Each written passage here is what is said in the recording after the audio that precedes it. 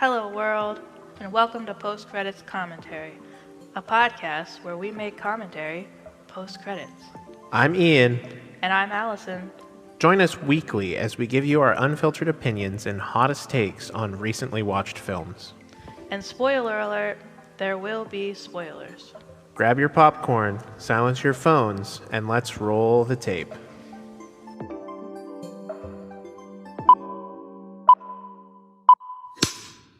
Welcome back, everyone, to this week's episode of Post Credits Commentary. Today, we will be discussing the new Disney Pixar movie, Elio.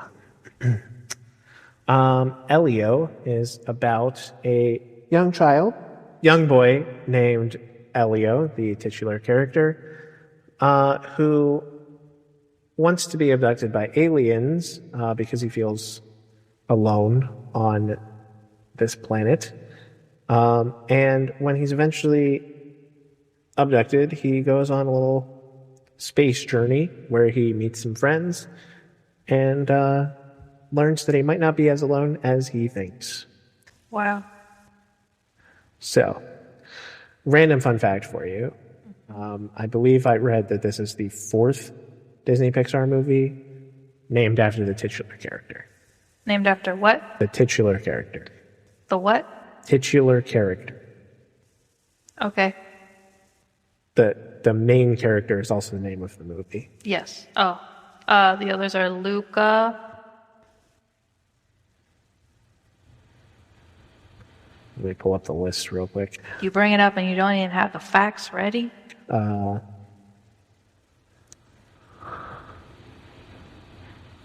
I said I just randomly read an article. Wally. Wow. Luca.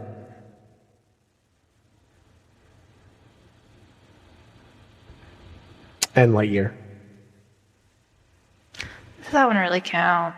Yes. All right. Yes, his name is Buzz Lightyear. Totally counts. That's his last name, though. Yeah, but it still counts. All right. It's better than Buzz. It was called Buzz. Anyway, what are your initial thoughts on this movie? My initial thoughts are this is a solid Pixar movie. Maybe not the best Pixar movie ever, but definitely not a bad Pixar movie. I think there are definitely a lot of important themes and messages in this movie. What about you? Kind of with you on Pixar movie. It probably isn't one of the best. It's probably very mid-tier. But in terms of how I feel about it, I do think it's probably one of my favorite Pixar movies. The reason I can't lump it in with one of the best is just I have a fair amount of issues with the second act of this movie. But I do think the first and third acts really carry this movie, specifically the third act. I think the third act is phenomenal. So, yeah, it's good, not great, but simultaneously, it's probably one of my new favorites when it comes to Pixar. So, we can dive in now, do a little bit of a deeper deeper dive. Ready for that? Yeah, let's go. Cool. So we open at what is essentially a space museum. I really like this scene. It felt very realistic for anyone that's ever been to like the National Space Museum, Air and Space Museum in DC. Like they fully captured this vibe of how that feels with like all these kids running around with their families and things like that. But it is here that we're introduced to our main character, Elio. When we initially meet Elio, he is a few years younger than where the story ultimately takes place with him. But we meet him at not a great time in his life. Mm-hmm. He's hanging out with his aunt named Olga, voiced by Zoe Saldana, who's an Air Force major. And it's revealed through mostly side conversations that Elio's parents have both recently, very recently, passed away. So Elio is very sad. In this scene, in fact, he's sitting like totally under the table. They're at like a booth. Yeah. And his aunt is trying to get him to have some food, but he's just not having it. Yep. So also through side conversations, we kind of learned that Olga has given up her dream to become an astronaut because she now has to care for Elio. But while Olga's talking to these other people, Elio leaves the table. Heartbreaking scene where he's walking around and he sees some other children his age hanging out with their parents at the museum. He wanders into this closed exhibit, this area that's off limits to the public. And the exhibit's on the Voyager 1. Yes. And this whole exhibit, I think, is just really pretty animated-wise, when all those stars kind of are projected. Yeah, so it's essentially Elio walks in and like it automatically sort of starts playing this, the classic like museum curator type voice recording. But he's talking about space. And Elio kind of lays down, and then when he looks up at the ceiling, it goes through this like projection of the stars and the planets. Yeah. And they're talking about, like, are we really alone? That's kind of the whole point of Voyager 1, seeing if somebody gets it and ever sends a signal back to Earth. And you can see that this has moved Elio to the point where he's crying. And I was also crying myself. Until he's eventually found by Olga, who kind of scolds him for walking off, and then they kind of go back home. And then we get our title sequence of Elio. And then we jump to the current day, I guess. Elio is now 11. And we open with him kind of chilling on the beach. Yeah, but he's not just at the beach to, have a beach day. He's there for a different reason. Yeah, he wants to get abducted by aliens. As one does. So he does this day after day, waiting to get abducted to no real avail. And it's kind of like playing off of like some alien sci-fi type tropes. Like he makes this ring in the sand of like lights and also various colored like objects or stones, and like he has this colander metal helmet that he wears on his head and things like that. Yep. He is all garbed up. He's wearing a cape. But because he has been getting nowhere in his attempts to get abducted, he creates a fake ham radio club to try to get a ham radio so that he can attempt to communicate with outer space. And this is where we meet two side characters, Bryce and Caleb. One of them's cool. The other one is not so cool. Yes. At first, it's just Bryce. Yep. Bryce that shows up, and Bryce brings a ham radio. He says it's his dad's, but that he likes to use it. And he's real excited about this ham radio club. To which we realize, this is when we realize it was a facade. Yep. There's not really a club. Elio just wants the radio, not the people. Elio said everyone is suffering from amnesia. And they forgot about the meeting. Yeah. And that Bryce should just go home. but he's going to keep the ham radio. Yes. And then Bryce is like, oh, well, I brought my friend Caleb too. And Caleb kind of makes fun of Elio, calls him weird. He sees all his stuff that he has laid out. And basically he's like, what are you doing? And like goes over and starts messing with his stuff. Mm-hmm. Which Elio doesn't love. But then Bryce is like, Caleb, chillax. Like, this is the kid whose parents died. And Elio's like, how do you know that? You aren't supposed to know that. That's classified information. And he kind of attacks Caleb and gets in a fight, which results in him having a black eye. Yes. This is important for later in the story. Yep.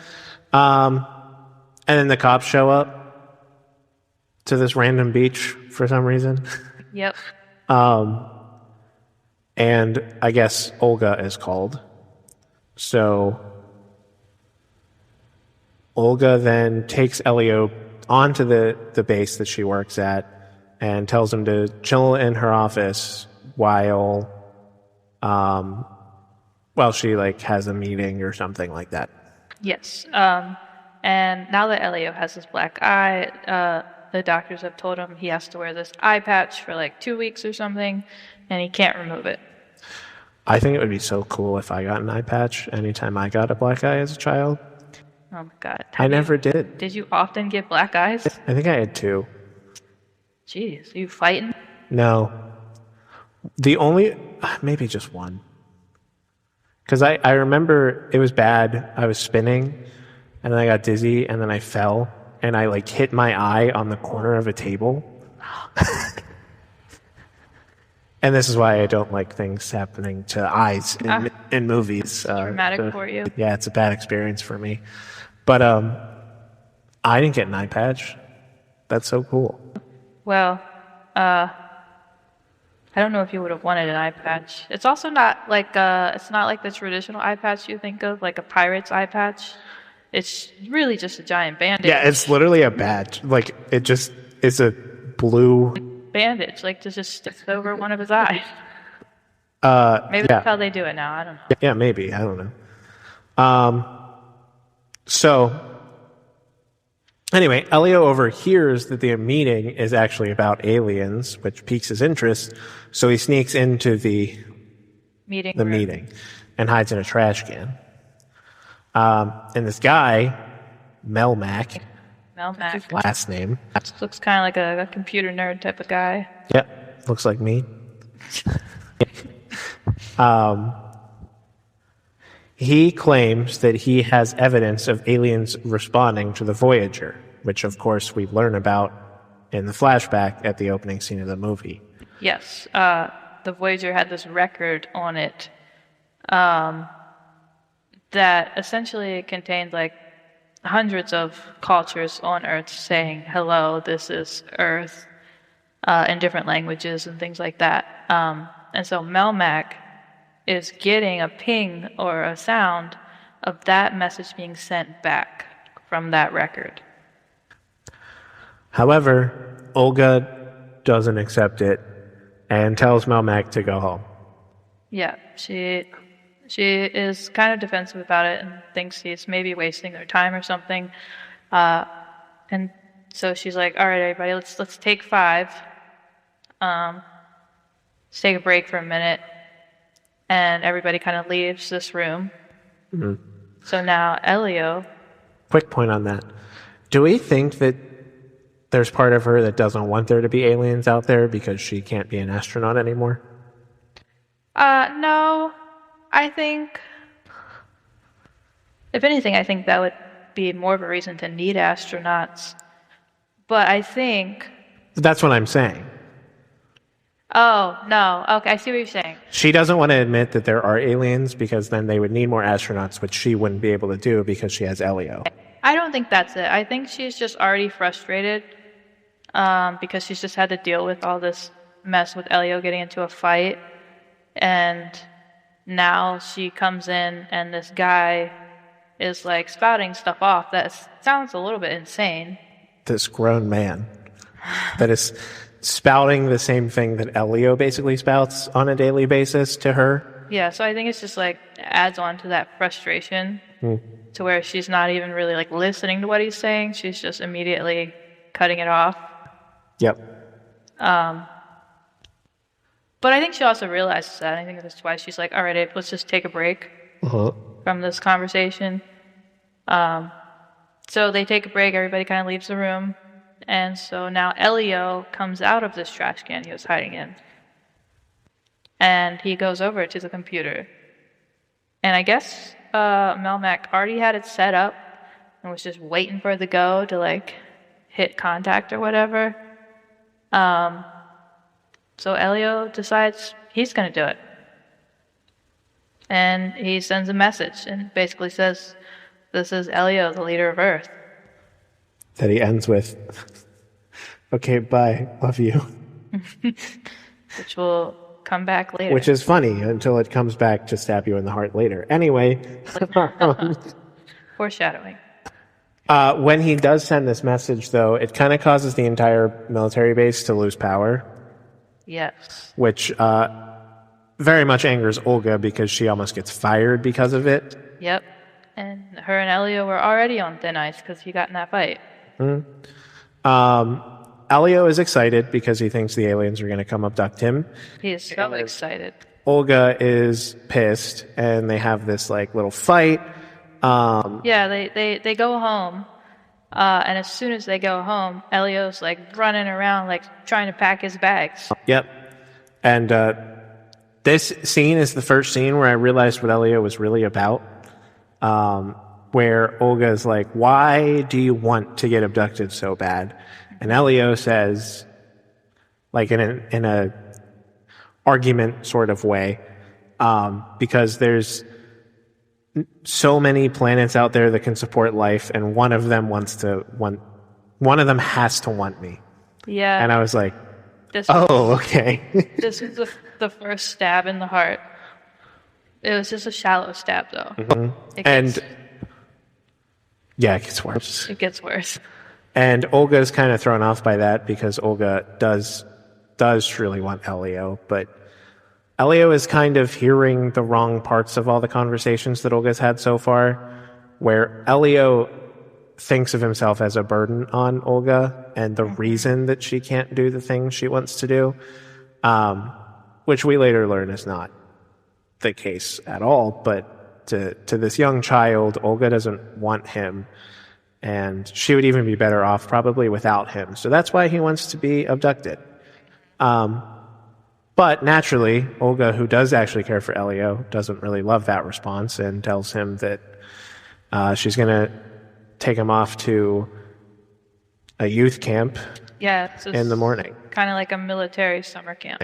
Yep.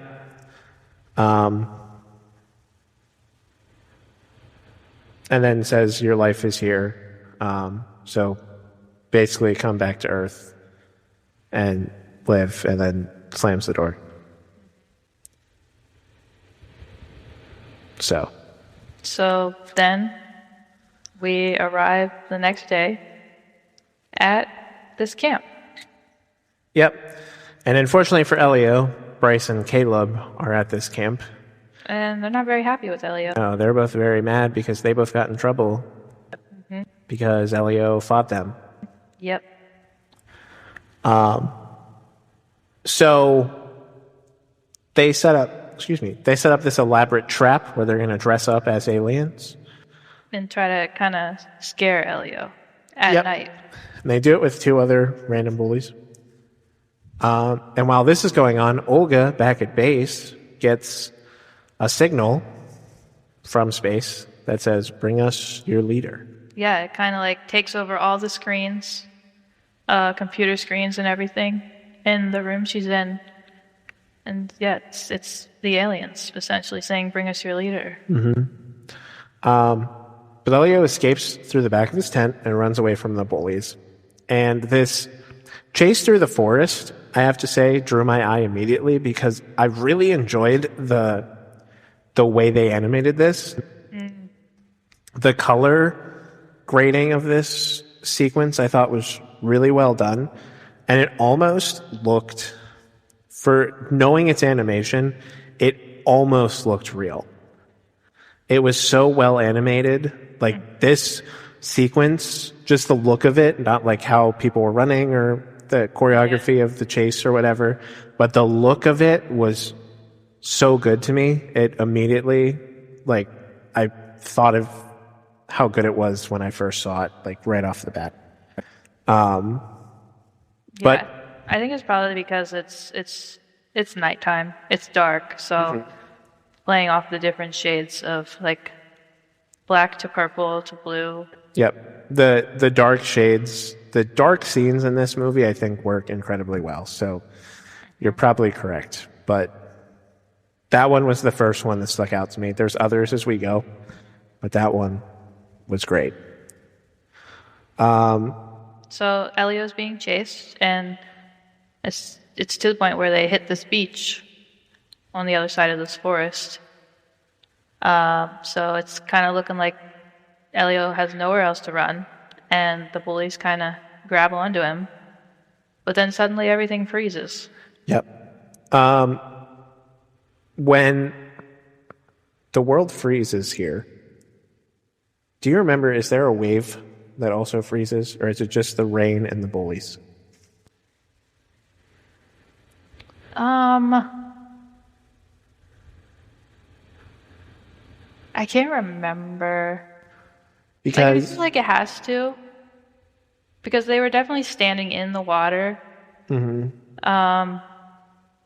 And when Elio it starts to go up, nothing else is moving. So it has to.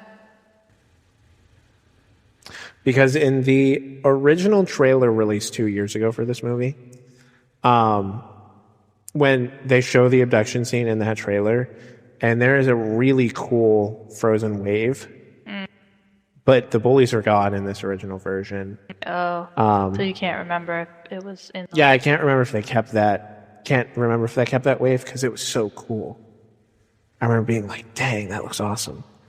But the other big difference in the trailer 2 years ago is that he's scared to be abducted, Oh, whereas in this one, he's audibly cheering as he is abducted from Earth. interesting. So he gets out of facing a beating, and he's abducted by the ship.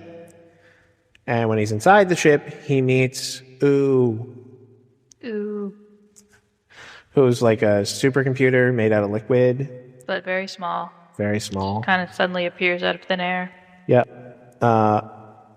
Who's my second favorite character. Just Yeah, Elio.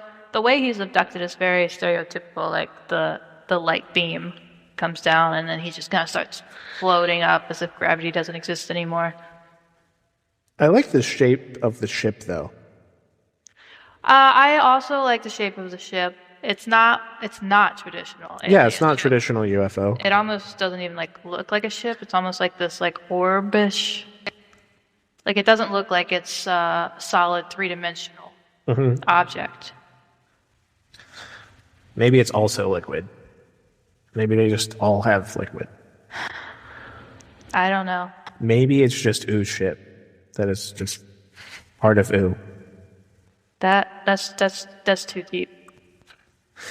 But Ooh kind of like just starts to introduce Elio to where he's at. One thing. Okay, we're not at that part yet. We're at the Communiverse. Yes. So inside this ship is what is essentially called the Communiverse, which is a community of species from all across the universe. Aliens come together here and share their knowledge. And they have like ambassadors from each of their planets. Yes, and when you describe it that way, it sounds probably like how I think a lot of people would imagine like Star Wars to look or something like that, like serious or something, but it is not. the inside of this place is like a resort. It's fun, it's colorful, it's just things happening. The bathrooms are pretty dope. And like as soon as Elio is up there and meeting people, they immediately hand him a drink of glorp. Whatever that means. Which, doesn't he spill and then Ooh just regurgitates more? Yep. So who knows where that comes from. But it's immediately a place that's very appealing to Elio. And there's a group of ambassadors that are instantly like drawn to Elio and like very welcoming to him. And so I think this is starting like one of the first times Elio like feels like he's wants to be somewhere. You're 100% correct. Because they want him to be Earth's ambassador, because they think he's the leader of Earth. And they also think that he created the Voyager, hence why they think he's the leader of Earth. Yes. However, before Elio can say he didn't create the Voyager, they're interrupted by an emergency meeting with another potential ambassador called Lord Grygon. Yes. And Grygon is this part, it looks like a part crab, part robot, kind of. Yes. And he's very intense, very opposite of how the Communiverse has felt so far. He's kind of scary. He's like a warlord sort of person. Yep, he's aggressive. Yes. And the ambassadors don't really like his aggression, so they say they aren't going to take him up as an ambassador, which causes Grygon to attempt to take the Communiverse by force. Yeah, he's very mad that he thinks they don't respect him. Yep. So he leaves, and the ambassadors start to have this panic about how they're all going to get destroyed. So they decide they need to leave. Yep. And upon doing so, that pauses Elio's nomination, and they're going to return him to Earth. And obviously, this is a no deal for Elio, who feels accepted here, and not on Earth, where a beat-up is waiting for him by these bullies. So he decides that he's going to try to negotiate with Grygon to save the Communiverse. And the ambassadors agree and say that if he is successful, they will immediately induct him as an ambassador, the ambassador from Earth. Yes. Yes. So then, because he's going to be gone longer than they initially thought, they have to create a clone of Elio to take his place on the planet while he is negotiating with Grygon. Yes. This is a funny part. It's very quick, but I thought it was so funny that in order to make this clone of Elio, they need a sample of his DNA, obviously, which I think they take from his nose. It's kind of like a nose. It's not a swab, but like... I honestly don't remember. Well, the funny part is that he is so excited. He's like, yes, my first probe. Yes. And when he said that, I was just like, oh, God. Like, I think that was a bit of humor for adults. Yes. So this clone is made solely of green goo.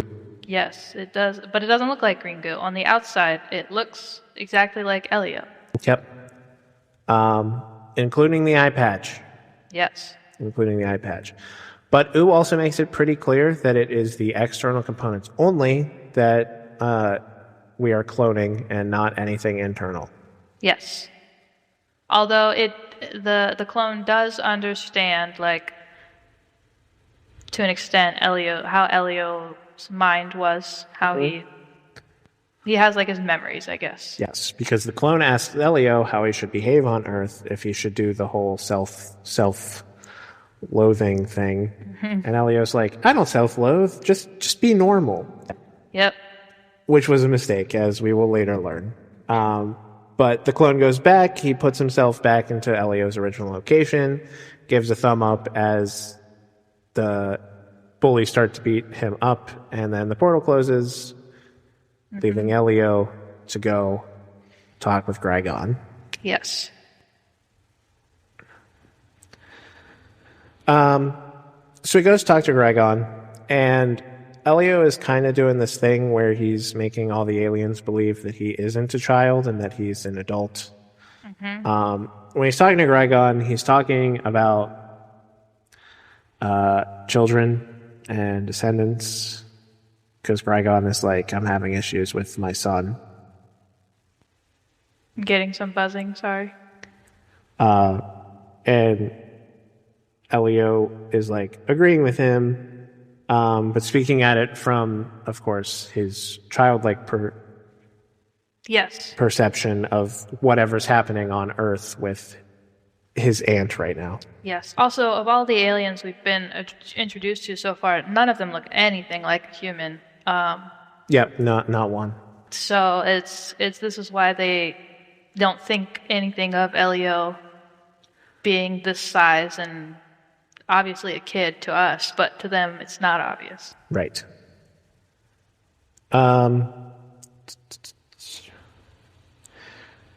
This whole conversation, however, leads to Gragon getting angry and imprisoning Elio.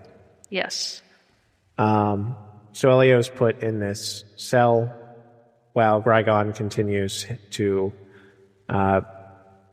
plan his attack on the Communiverse. So we jump back to Earth now, where Olga is told to come pick Elio up because he was beat up by bullies. Olga's not happy at the camp for kicking Elio out for being beat up, which understandable. But on the ride home, Olga starts to talk about the signal she got from space, thinking that it would cheer Elio up. But Elio basically, this is clone Elio, of course. Clone Elio is like, oh yeah, I don't care about that anymore. Yeah, he's like, I'm over that alien stuff. Yeah. And I think the way they animated Olga here is very interesting because there is like this shade of relief. Yeah, she's like, oh, really? But like, also... She definitely thinks it's strange, but like, she's like, well, maybe it was the camp. Maybe he needed whatever. That one day at camp has changed his entire outlook on life. But Clone Elio is definitely not acting like the Elio that we know and love here. So, real Elio now is in the Jail cell. Yep, and he sees like a vent that he tries to use to escape, which he does. He successfully escapes the cell and is crawling through the vent, but he falls into this webbing. Yep. When he fell into like this web, it's like a room filled with webs. I was like, oh God, no! Please don't tell me there's spiders. But there's not spiders. No, it's just a little worm larva thing with so many teeth. Yep. Named Glorden. Named Glorden. Glorden, we love Glorden. Yep. I have it written down. Glorden should be protected at all costs. This is going to be weird, but you know who Glorden reminded me of? Who? Carl Weezer. Who's this? You don't know who Carl Weezer is? Carl. From Jimmy Neutron? Did you watch Jimmy Neutron? Yes. Carl Weezer. All right. I see what you're saying. Okay. You see it, that's all that matters. I see it, but I will do a caveat that Carl sometimes got a little weird. Glorden never gets a little weird. Glorden never gets weird. That's very true. Very innocent. Glorden would never Glorden is very with Jimmy Neutron's mom. He's very pure. Yeah, so pure, actually. So much so, he's so pure that he lets Elio out of the webs. Yeah. and they're kind of hanging out, forming a bond. They get to talking, and Elio learns a lot. Such as Gordon is Gregor's son. Yes. Okay. You said that in such a way that I'm like, what does he specifically want me to say? I don't know, because there's a few things. The biggest reveal is that Gordon is Gregor's son. Yes. Which, go ahead. Well, I was going to say, he also learns that, what are these people called? Do they have like official name? I don't think we were ever told their species name. Okay, well, that all of these people, Grigon included, These larvae. yeah, they aren't actually these metal crab-looking things. They are all these little worms. That get into these things called carapaces, Carapaces. which then make them look like These metal crabs. the metal crabs. Yes, because without them, they are just like this little grub-looking worm, no eyes, nothing. But Good.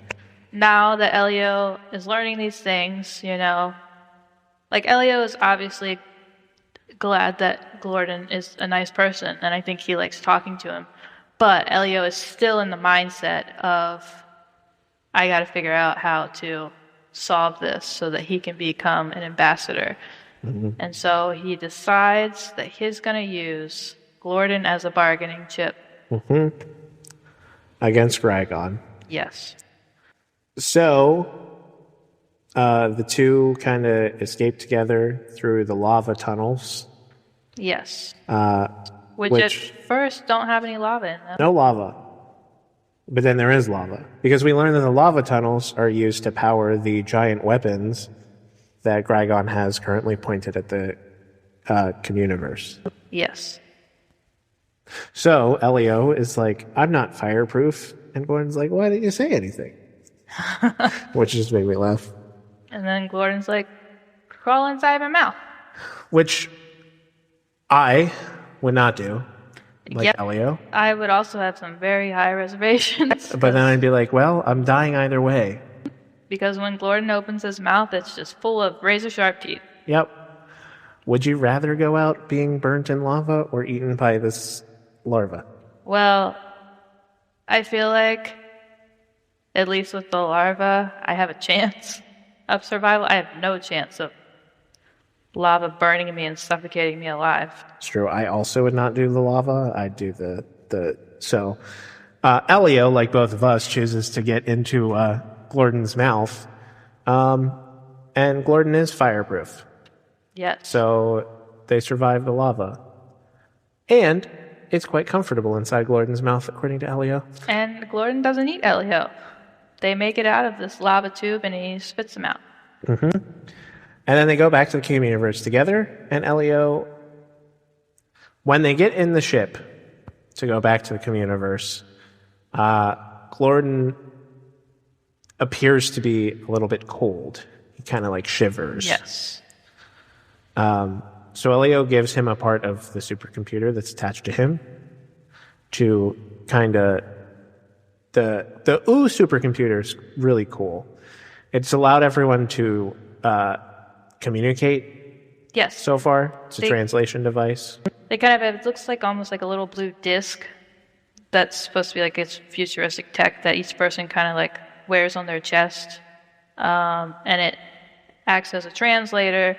It self-regulates their temperature because I guess different species need it to be much warmer or colder.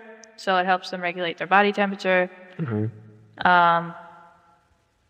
So Elio gives Gordon one of those discs. Because Gordon was cold, because he has never set foot outside of their Ship. So they go back to the Communiverse, and Elio is confident that this is going to work, and he asks to ring up Grigon, which Yes. they do.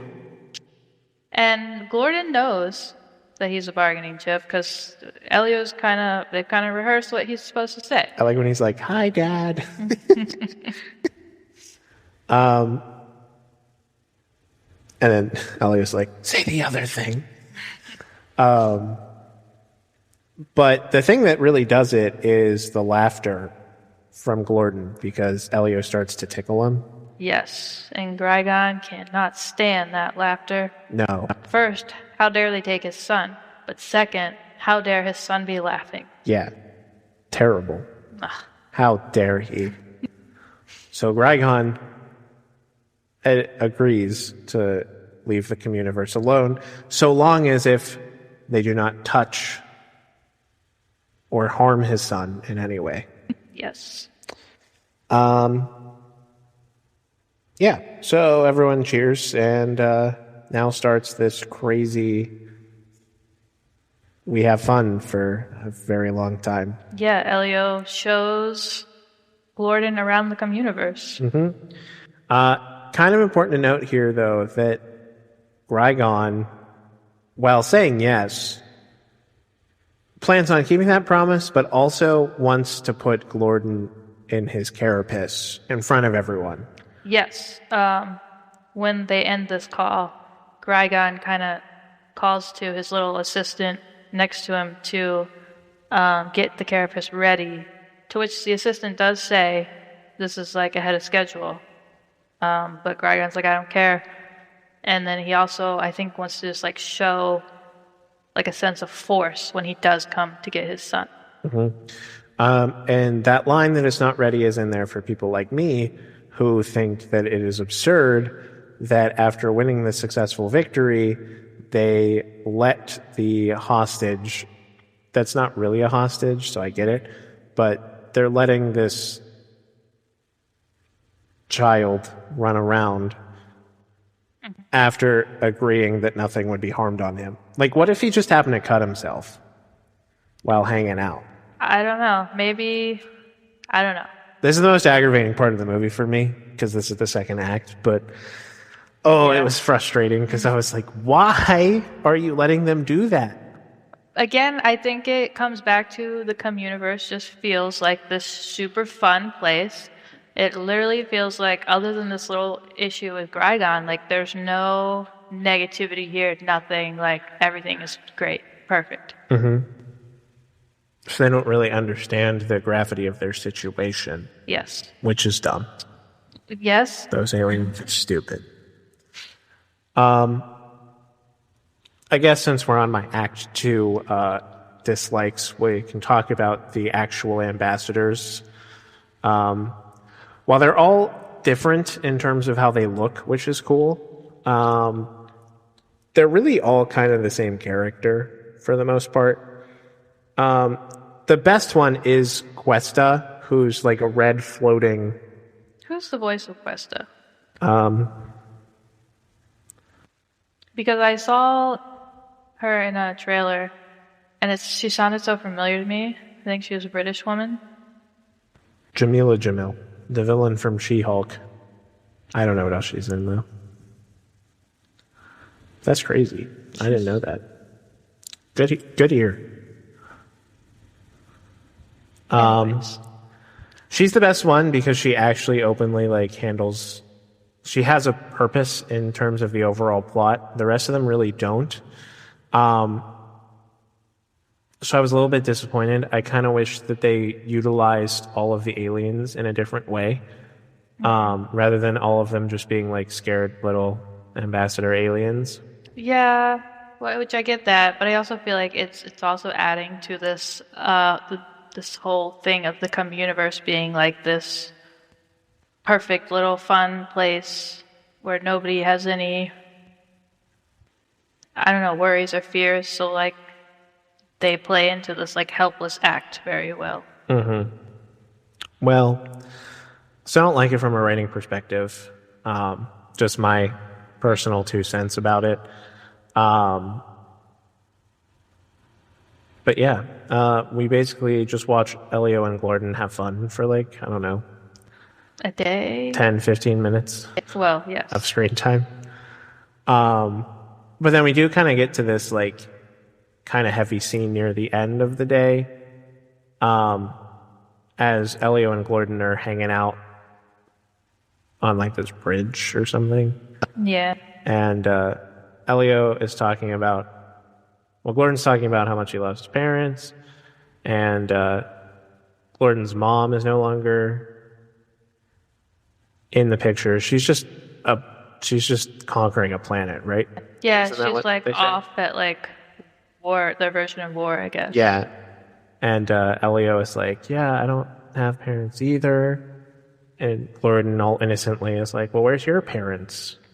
And Elio doesn't answer. But Elio basically is talking about how he's alone and he's misunderstood by his aunts and he doesn't know where he belongs. But Gordon is talking about how like his father doesn't really understand him and he doesn't want to become a war machine. He doesn't believe in war. He's a pacifist. So they have this really nice bonding moment where the two of them really finally get to know each other. Yeah. There've been like little moments up until this point where like they've said just like things very quickly in like almost like a comedic relief type way. Like I think when they were like going through the lava tubes, like Gordon was saying, like, yeah, he thinks I'm a disappointment or like something like that, but he was just like nonchalant about it. And I definitely think those moments were like comedic relief for like the adults watching the movie. But this is probably the first moment where it's like more serious that they talk about it. And I think a lot of people also cope that way too, where they kind of make jokes in light of the situation, you know? So it definitely felt real to say something crazy like that, just kind of offhand. Yes. I do feel like though, like it was said like from a child's perspective of like not realizing that what they are saying holds a lot of weight. But now that they've like really opened up to each other, Elio's like, well, you like it here at the Communiverse. Maybe we could make a clone of you. I do want to talk about this other knife stab line where Elio says that he always used to think that that Earth was the problem. Oh, yeah. But maybe he's the problem, and that's why no one wants him. This was a big knife stab. This was a stab and a twist. Like, God. And Gordon's like, you seem pretty cool to me. And I was like, Gordon, coming in clutch. I love Gordon. So then they devised the plan that Gordon will stay on the Communiverse, and they'll do it by cloning him. And send the clone back. Yep. Another sad scene where Elio's trying to prove that cloning is cool. He has Ooh open up a portal to show Gordon his clone, and he sees Olga and his clone getting along and laughing and having a good time together, and that makes him sad. Yeah, I think he sees that like, oh wow, even his clone is able to like get along with Olga, and like it further just kind of emphasizes that like he himself didn't belong there. Yep. It's a good scene to have right after that moment where he says like maybe I am the problem, because his alien clone is having a great time on Earth with his aunt, and he's unable to do that. Yep. So, man, that's sad. So then they clone Gordon. Yeah. And then they hide Gordon on a real escape shuttle, and they give Qui-Gon the fake Gordon. Now, important to note here that there's a lot of tension because Qui-Gon shows up and Gordon is missing, which would not have been a problem if they had not went and let them party and have fun. Yep. And everyone's like, we can only stall him for so long. And I'm like, how are we stalling? I feel like... Yeah, why did we not know they were... Yeah, Questa is like mind reading fun tricks. Yes. Like she's like guessing their numbers and stuff like that. I do like the bad guys like loving it. Like I think that's so funny. But yeah, they show up and they give fake Glorden to Grigon, and they begin this like chanting. Yeah. The Grigon and his people begin chanting.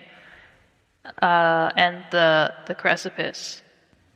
Is that how you say it? Carapace. The Carapace. All right. The Carapace is brought out, and we realize, oh, this is the big ceremony sort of thing of Glorden finally going into his Carapace. The Carapace looks painful. Yeah, it does. It's kind of like sitting open with a ton of tiny, like needles, like a torture device. Yep. Maybe this is why they're so angry all the time. Maybe. I would also be angry if there were a bunch of needles in me 24/7. You would probably be in a coma. It's probably true. Probably pass out. You wouldn't be able to cope. So yeah, I mean, fake Glorden, clone Glorden, successfully enters his carapace. The eyes turn on. Everything's great. Yeah, it seems like, oh, they did it. But then Grigon asks Glorden basically if he's ready to go take on... I don't remember exactly what he says. He's ready to like take over the world or something. Yeah, like go to war or whatever. And of course, clone Glorden is like, yeah, I'm so hyped to go destroy things. And Grigon's like, what? No son of mine would say that. As much as he probably would love for him to say that. He knows his son. So he shoots him. He shoots the Glorden clone who's in the carapace, and goo falls out. This is such a cool. It's not like a twist per se, but it's a cool inclusion, I think, because we'll get to Olga's situation that's mirroring this.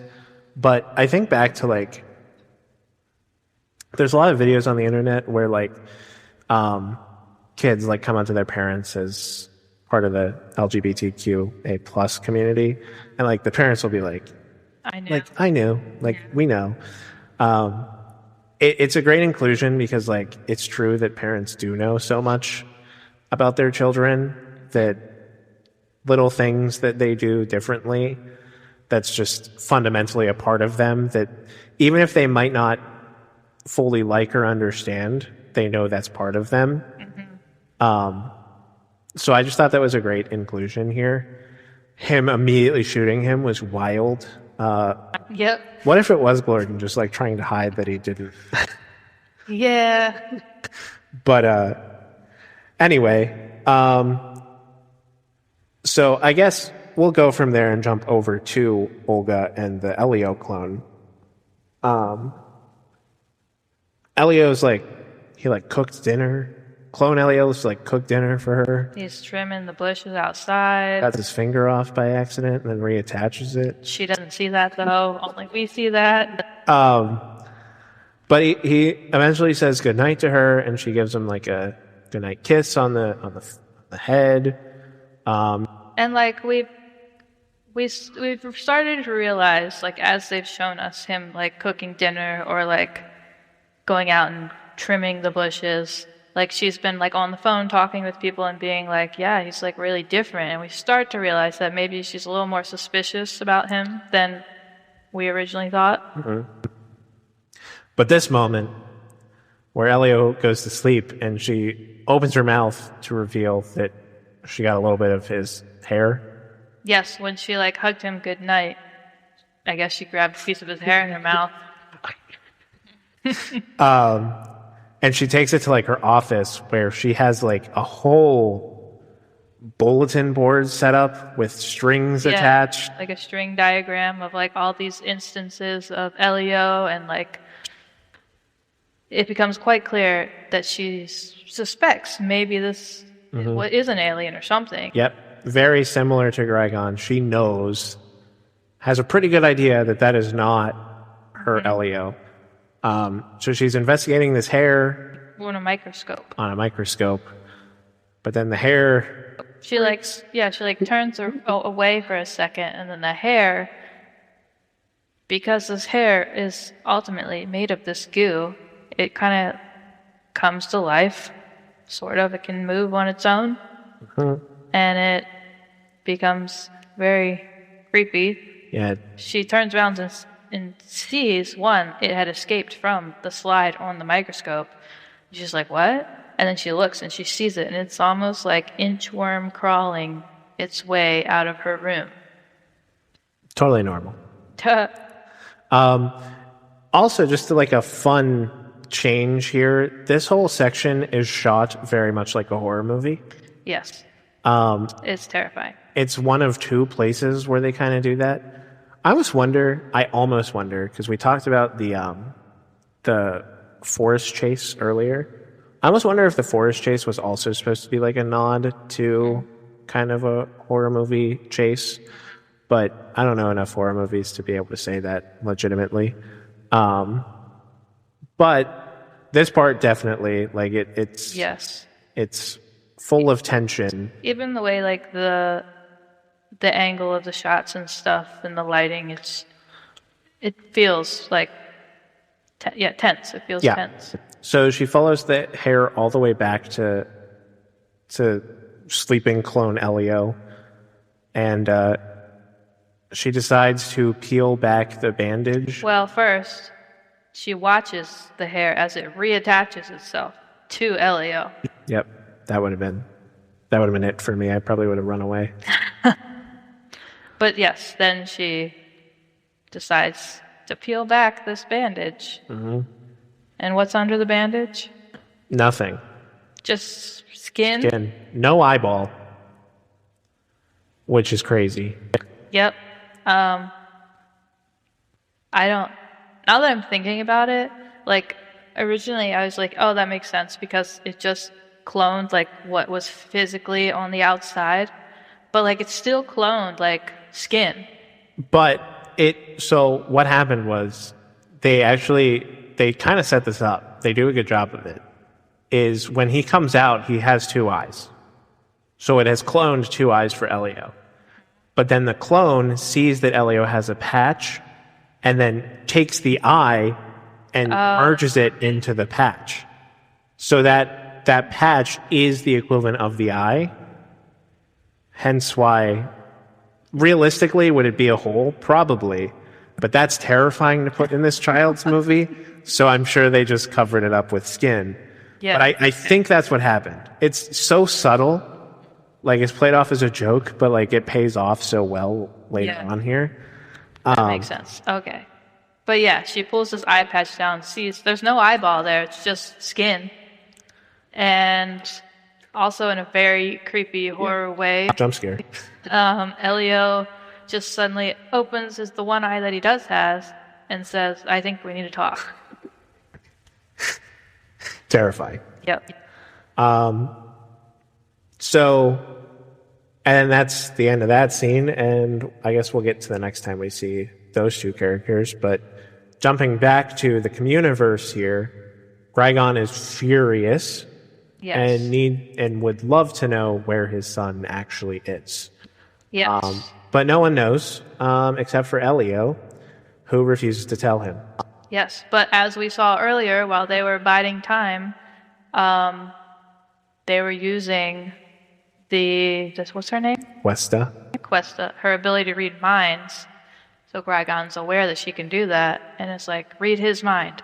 Yep, so Questa gets in there, and they have this moment of, they both kind of stare at each other for a little bit after she reads his mind, And I was like, I don't know what's happening because I don't pick up on things well in movies. I knew exactly what was happening. I had no idea. I just like completely forgot, I think, that he even said he was the leader of Earth. I thought they just like wanted him anyway.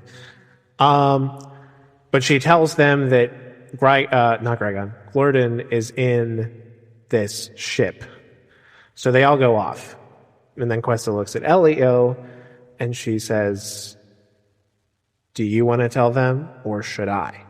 Yep. And Elio basically is like, I don't know what you're talking about. And then, so she tells them all that when she was reading his mind, she realizes that he's not the leader of Earth. He's just a kid. And he lied to everyone. Yeah. So she's so disappointed in Elio, and the communiverse is being destroyed now, and Elio's pleading with her to let him help, and she looks to him and she says, you've done enough, and they open up a portal, and Elio is returned to Earth. Yes. Another nighttime scene that looks great is this one where he's crying on the beach. The shot of it's from behind, and it's like out to the ocean and the sky. Yeah. Beautiful shot. But yeah, he is sent right back, I think, to the original beach where they abducted him. And it's nighttime, and we see Olga and clone Elio are there, kind of at a distance from where real Elio lands. And he kind of looks over at them, and it appears like, they're having a good time. They brought a telescope out to the beach, and we see Olga say something to clone Elio, like they had forgotten something at the car or something, and he's like, okay, I'll go find it. So then it's just kind of real Elio and Olga like at a distance on this beach. And I think real Elio kind of gets closer. I think he's just trying to leave, like go somewhere else, but I think she catches him. Yes. And she assumes he's the clone Elio. Even though they're in completely different clothes. But it's dark, maybe she can't see that. Maybe. And real Elio responds to her. I can't remember what he says. He just kind of gets closer because she's crying. Oh, well, yeah, okay. So she sees him and she's kind of like, oh, you couldn't find it. Whatever he had supposedly gone off to look for. I was like, oh, that's okay. And then I think she kind of does reveals, like she's kind of frustrated or something. Mm-hmm. And obviously she's sad because she wants to get real Elio back. But then Elio says, what does he say?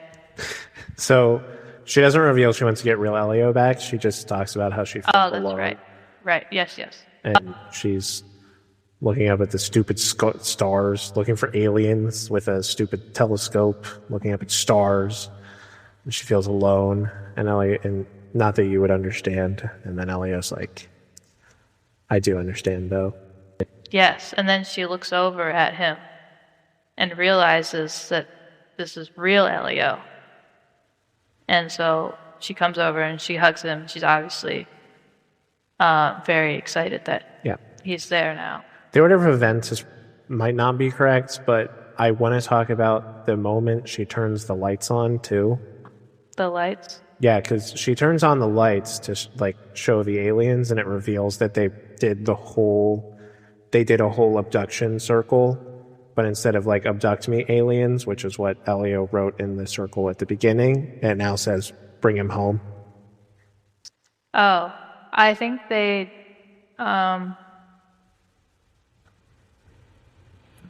do that once the clone Elio comes back, because I think he was getting... That doesn't make any sense, though. What do you mean? Because real Elio's already home. There would be no need to illuminate. It has to be done before Elio reveals that he's real Elio. Because clone Elio comes back and talks about the crash immediately. So they don't do anything on the beach with clone Elio.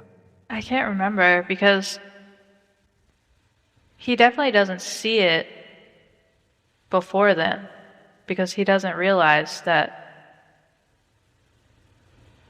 she knows that there's a clone yet. Right. He has to see it on the beach before the clone comes back.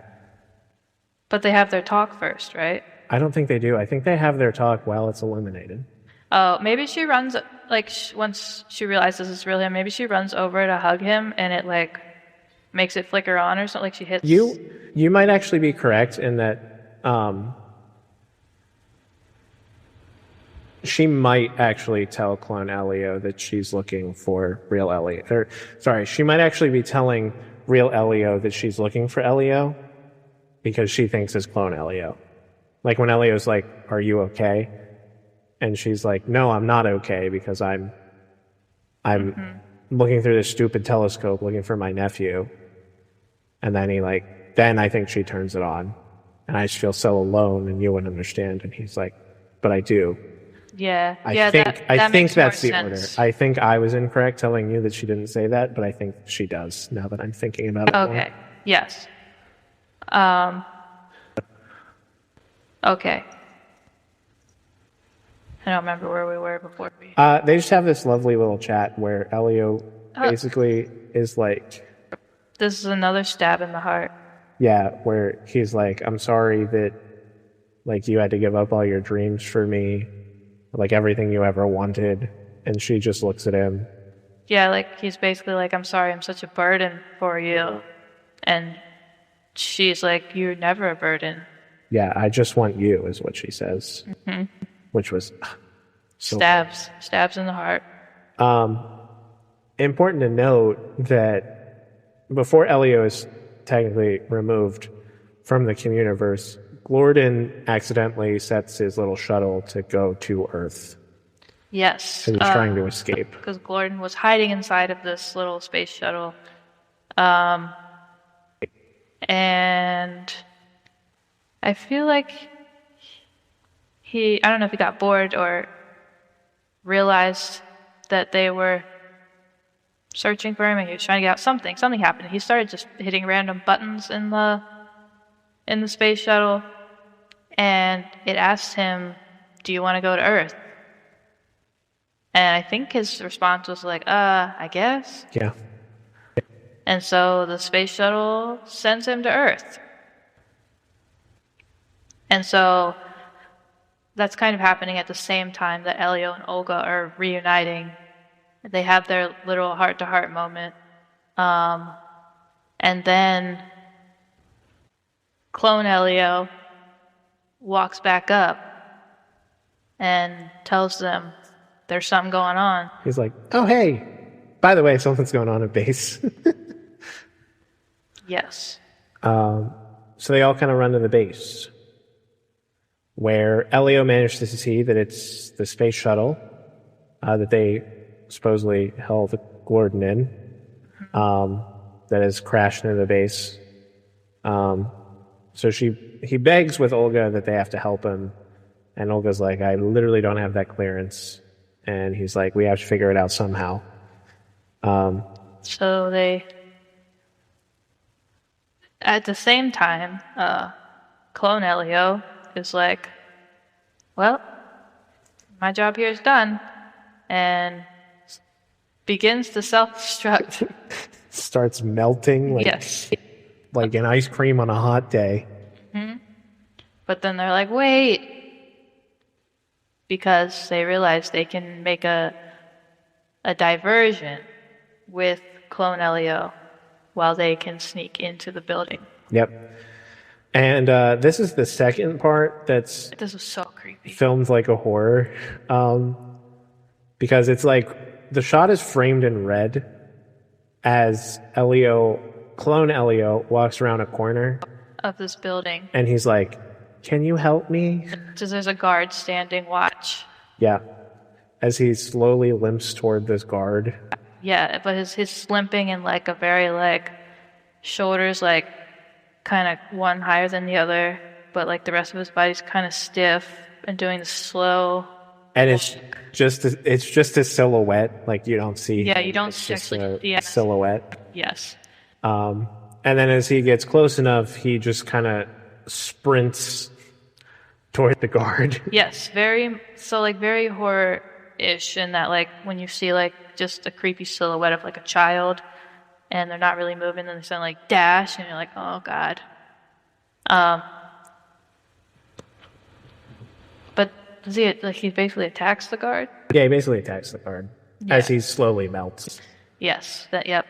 which is enough distraction for Olga and Elio to get into the base as Elio looks over at Clone Elio, and Clone Elio gives a little bit of a thumbs up as he Keeps melting. melts away.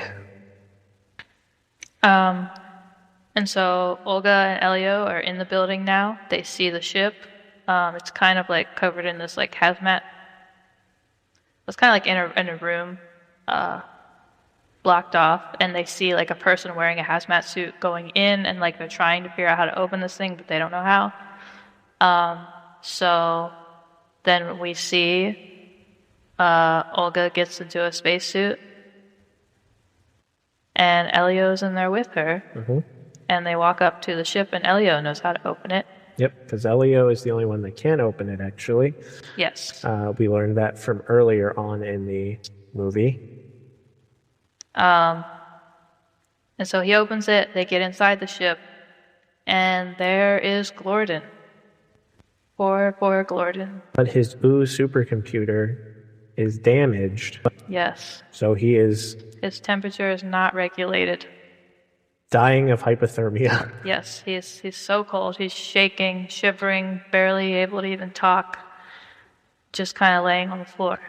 When you were talking last week about how there's like all these movies with a human and then some alien or other creature like bonding together, and how they all are coming out in like short spurts. And our last two, we had Stitch drowning, and we had Toothless drowning, Yep. and this one is just Gordon dying of hypothermia, which is terrible.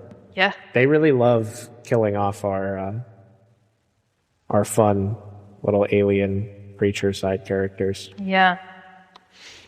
Fine. But now the distraction has kind of worn off, and I think the people start to realize that Olga and Ellie are in this spaceship. To which they still have the door open and everything, so somebody like comes in and is like, "Hey, what are you doing?" To which they kind of freeze. And something we didn't mention earlier is that Elio, in his weirdness as a kid, created a language called Elioese, which only his parents knew how to speak. Yep, his parents were the only one that could speak it with him. But Olga, throughout the movie, kind of hasn't wanted to learn Elioese. But it is revealed in this scene, as they're standing there with their hands up, Olga speaks Elioese to Elio. And Elio is so excited that she took the time to learn Elioese. How she managed to learn Elioese, we may never know. It might have been the clone. Does the clone know Elioese? Probably. But she tells Elio to throw a helmet at this man, pointing a gun at them. Speaking in Elioese. In Elioese. And he does, and it distracts them enough that they close the door and manage to blast off into space because Elio knows that he needs to return Gordon to Grygon to then save the Communiverse. Yes, also because he realizes he needs to get Gordon warm. And so they take off. Things seem to be going okay, but they realize their radar is down. And so they're in a debris field. They hit a debris field, which I think then causes their radar to go down. Possibly, yeah. And so Olga's like, we need a way to they need a way to have somebody else be their eyes for seeing this debris field so they can navigate it. And she's like, if only there was a way we could communicate with somebody. To which Elio remembers the ham radios. And so he sends out a message to find his, I was going to say friend, but they haven't really been friends up to this Bryce. point. Yes. Sends out a message to find Bryce, who had his father's ham radio originally. And so Bryce hears his call and messages back and says, let me connect you with this really cool guy who I know also has a ham radio. And who is this guy? It's revealed to be Melmac. Melmac. Of course it's Melmac. Melmac is the original guy that found this message sent back from aliens, and Olga thought he was crazy. Also, he has this, like, Warriors of Ham sticker on his computer, which is just funny to me. Very sci-fi nerdy. He's shaking. Why are you shaking? Good. He's purring. So yeah, they work together with Melmac, who is able to tell them where the debris is coming from as they dodge it, like geniuses. But they eventually get out of range of Melmac, and their ship starts to get beat up by these debris fields. And it starts showing us like a status bar of the shield of the outside of the ship and how it's going down pretty quick. It decreases by 20% every hit. It's crazy. And then this may be one of my, if not my favorite scene all movie. But it fades to black while they're getting pummeled. The bar keeps going down, and even they themselves, I think, kind of start to huddle together because they're they hug. They're like, this is it. Like, we're gonna die. It fades to black, goes silent, and then we hear across the radio a voice. I think it sounds like they're from Paris. And they say, come in, like we've heard the story on the news, basically. We're here to help. And this scene was just so great for me. Just like the stranger helping a stranger and just coming together. It also stabs me in the heart because then you start to hear voices from all these other countries as they're moving along, helping them navigate this debris field. And it's just so good. Great music here, too. So good. But yeah, they use all of the other countries to get past the debris field, and then there's this moment of silence where they both kind of look back and they see Earth. And I think this is a huge moment for Olga, too, because remember, she gave up her dream of being an astronaut, and Elio alone has taken her to where she always wanted to be, right? So I think that was a cool little detail that they looked back at Earth and they saw it.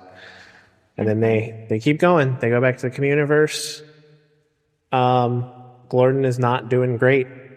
But they reach the Communiverse. They come out of the pod.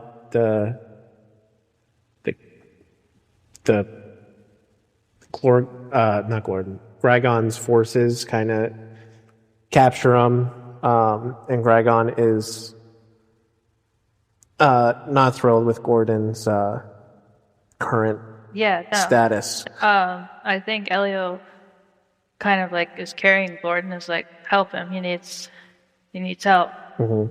And then this next scene, Again, stabs at the heart. Because Gragon kind of raises his hand, and Olga thinks that he's gonna kill Elio or something, so maybe just hit Elio. So she kind of lunges forward and hugs Elio. But then Gragon splits his own carapace open Yeah. and It busts out of that thing. busts out into his little larva form.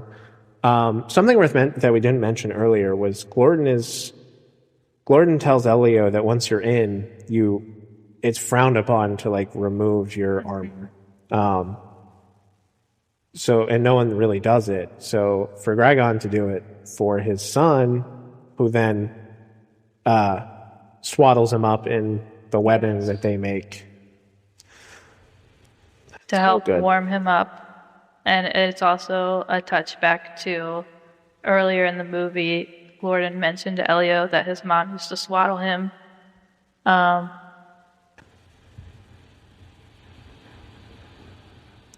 yeah, and even the father says like, well, I didn't really do it the way your mother could, but at least... Yes, but like Gordon is essentially, it looks like he's freaking dead at this point, but Gragon swaddling him and holding him, it brings him back, warms him up, and Gordon is alive. Yep. And then Gragon kind of calls off his forces. So the Communiverse is excited, and they're thrilled that Elio saved the day. So I think before he calls off his forces, though, Gordon does tell him that he doesn't want to be Gordon says that like he doesn't want to be this big warlord and like have to wear this metal suit all the time, and I think that is part of what sways him. Like he's like, yes, the agreement was you bring back my son, I back off, but I also think hearing Gordon stand up to him softened him a bit. And then the Communiverse finally keeps their deal with Elio. So he's brokered peace. So they offer him a position as Earth's ambassador, to which he is initially very excited. But you can see on Olga's face that she's devastated that she might be losing Elio. But Elio looks over at her and sees the pain and declines, telling the Communiverse that he thinks that he has to give Earth a fair chance.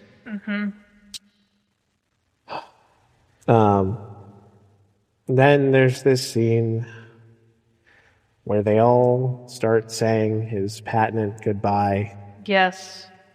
Goodbye, I love you. Goodbye. Okay.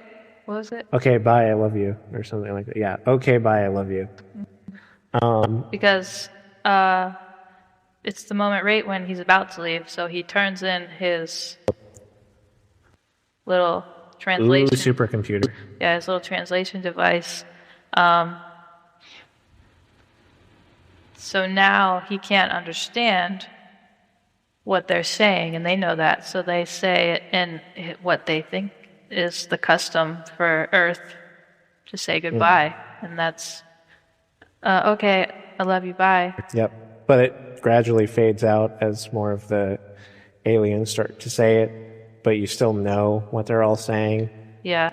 It's a beautiful goodbye scene. And then we get to Gordon, who breaks from his father's lack of arms and runs up and gives Elio a big hug. Big hug. No words needed. We all know what was going on there. Yes. But I guess before he loses his translator, Questa says... Do you want to talk about what Questa says? This is maybe my favorite line from the entire movie. She's basically starts off like with this speech about how thanking Elio and like that they'll always be there for him still, even though he's not staying. But then she says, sometimes unique feels like alone. And that just hit me so hard in the heart. So I was like, oh, she's so right. Like, oh, God. And then she goes on to be like, but you're never really alone. But just that line. So then we get this like just really dramatic music is playing while clips of Carl Sagan are kind of playing as this ginormous ship kind of appears over Earth, and all the characters that we've seen throughout the movie are like looking on in awe as it drops Elio and Olga back. And honestly, the movie ends almost perfectly because it's a shot of the two of them holding hands as Carl Sagan just asks, "Are we truly alone?" And then it cuts to black. And I was like, okay, Pixar, because I'm bawling at this point. Yep. As I said, Act 3 is so good. It's so good. It has like most of like the serious moments, I feel like, most of the tension, and of course the resolution. Yeah. But yeah. Yeah. So there's a little there's like a mid-credit scene. Yes. Where Elio and Bryce are talking to Gordon through a ham radio. Not sure scientifically how this works. I'm going to be totally honest with you. I think it breaks the rules already established in the movie. I think a lot of this movie breaks scientific rules. Well, it breaks their own rules. Do they have OO discs? Does Gordon have OO disc? Do both sides need to have an OO disc to communicate? Does the ham radio do the translation? These are fair points. At the end of the day, it doesn't matter. It's a fun little random mid-credit scene. Like, it's not setting anything up or anything. It's just showing us that he still has contact with Gordon. Yep. They're still friends. So, I mean, Elio, I think it's a really good movie. Visuals. I mean, I talked about a fair bit already. I think it's beautifully animated. Even at the end, the way that they animate this ginormous ship, like emerging from or appearing above Earth, like I think that's done well. Like all the characters staring at it, like the light it's pulling off is great. Like I said, anything in the dark is like gorgeous because I think they are focusing so much on like space, like that's a point of this movie. So if it's in the dark, there's a heavy emphasis on like the stars and the night sky and space and stuff like that. But like I think it's really pretty. Yeah, no, I agree. I was reading that some people weren't very happy with the animation style because of the bean mouth. Yes. Yeah, the bean mouth is a hot topic right now. Yep. Although I have since seen a theory connecting this to Luca. Yeah. Well, I mean, it's technically uncanon. So, but like, even if we look at like the Pixar, the Pixar theory, that all the movies in Pixar's take place within the same allotted timeline. Like, if these two are happening simultaneously, like, it's fine. But there's a point in time in Pixar where bean mouths exist. Like, yeah. That's what we're going for. So there's a point where the connection to Luca, where, what's her name? Julia. We hear somebody come over. At first, I thought it was in the scene when people are helping them come over the radio saying, "This is Julia from Italy." But that's actually not when it happens. She's on the disc, and because people were saying that the Luca is like in the 50s supposedly, So that's why it's coming from then. She's on the discs as saying, "This is Julia from Italy." Yep. She might even say it in Italian on the disc.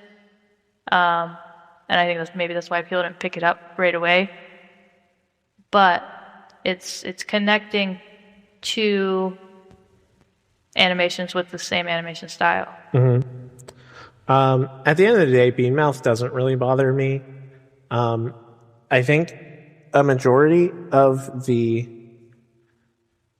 characters that have kind of the Bean Mouth style are all kind of really dorky / outcast characters, if you think about it. So like it almost feels intentional in a way. But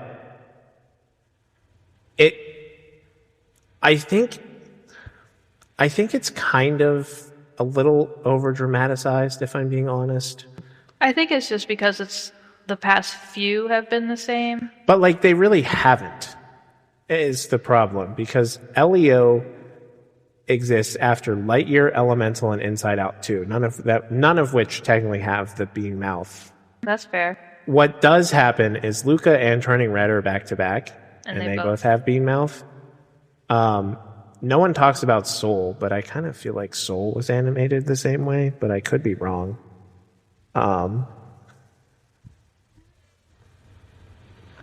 Nah, it wasn't.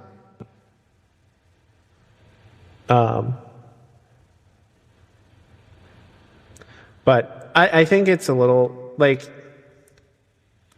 I think it's being a little overdramatic personally. Yeah. Like I get that you want variability, but I mean we've had three movies between Turning Red and Elio, and like when Turning Red came out, no one talks about Bean. No one talks about it. So like Luca was the first to use Bean. And then there's the TV show too, Win or Lose, that also uses Bean animation. Yes. But like, I don't care, because I worry more about like environments and story and plot line and stuff. So there's that.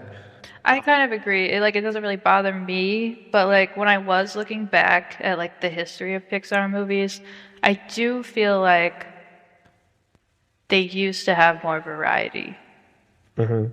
But I mean, like again, we have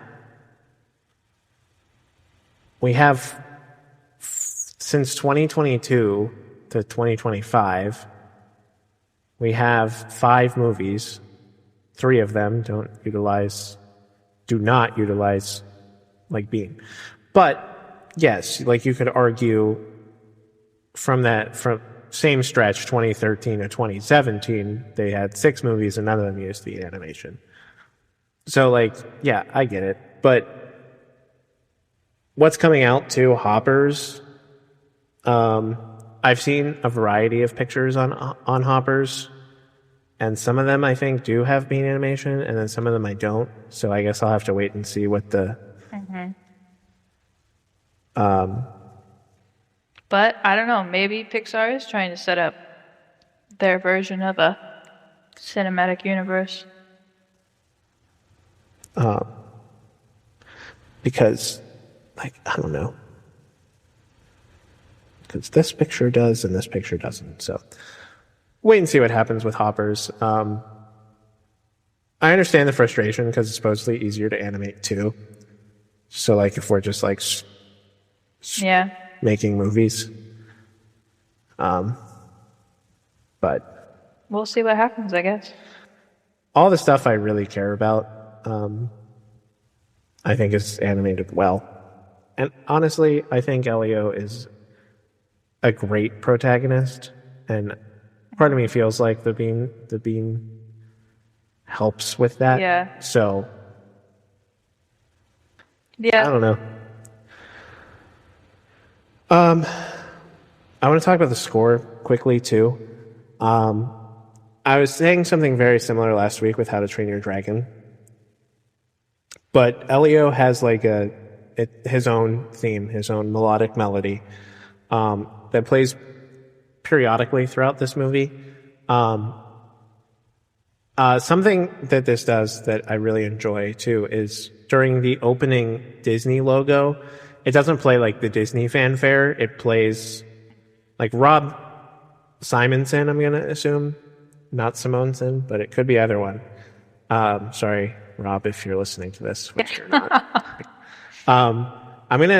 Rob Simonson wrote a song for like that opening logo. So I always like when people do that, but that is the introduction to Elio's theme, and it's like sad solo piano essentially because, you know, he's alone, he's isolated. But during the scene where all these people are calling them on the radio, it like drastically uses all these other instruments, But still the same theme. but still the same theme, but it adds on. It has layers now, and it's cool that like it's no longer alone. It has other parts to it, right? But I really like Elio's theme. It makes me cry. So, and it's really simple. But I think when it comes to Pixar soundtracks, the ones that we all tend to remember are the ones that do have specific themes. So I'd like to say in maybe 5-10 years, like we all are able to recognize the Elio theme as we would recognize the Up theme or any of the other themes that the Inside Out theme, the Toy Story theme, obviously, we all know that. I mean, I know the Luca theme by heart, but not everyone does. So, but I think it's a really good soundtrack, and I think it's unique for a Pixar movie. I don't think we've heard anything quite like this before. I do agree with that. I think there's definitely parts of it where it changes up a bit. Yeah. Yeah. So, all right. Any themes stand out to you? Any scenes stand out to you? What's this movie's legacy? What do you think? So the entire theme of the entire movie stands out to me. Just the feeling of feeling alone and like that nobody understands you, that you don't belong, that you're a burden, really hits so hard. I think most people can probably relate to at some point in their life when they probably felt similar. Definitely hits home for me. But I also think it's an important message to have in what's essentially a kid's movie. I think it's important for kids to see, especially when we're in an age where social media is now accessed more by younger generations. And I think social media plays a part in people feeling alone. So I think to have this type of movie come out just as like a reminder that you're not really alone is very important. But also the theme that like sometimes you feel like people don't see you and that they don't care or anything, but actually they do see you. Mm-hmm.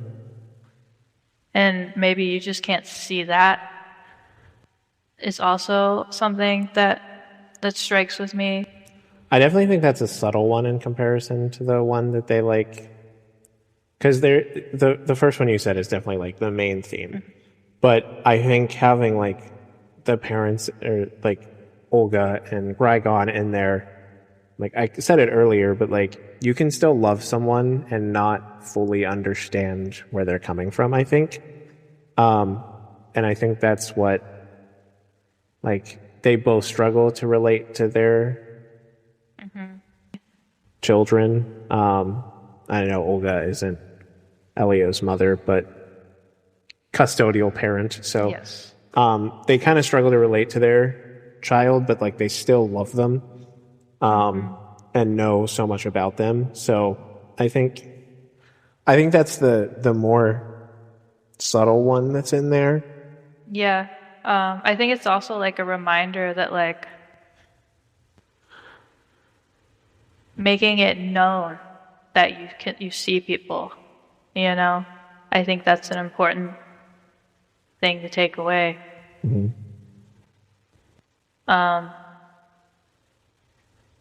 A theme, I don't know if it's necessarily a theme or a message, but I do think it's interesting that we just recently saw Lilo and Stitch remake that came out, and a big theme in that one was that you shouldn't have to give up your dreams even when tragedy strikes. And this one, a little bit was giving the opposite, where tragedy struck and Olga did give up her dream. Mm-hmm. I just think it's interesting. Disney having conflicting themes coming out around the same time. Although it's not like emphasized in this movie. Because Yeah, it's really not harped upon, I would say. Yeah, because ultimately Olga, like, she's okay with it. And being like this new surrogate mother to Elio is now her purpose. And she likes that. But still, just something I thought about.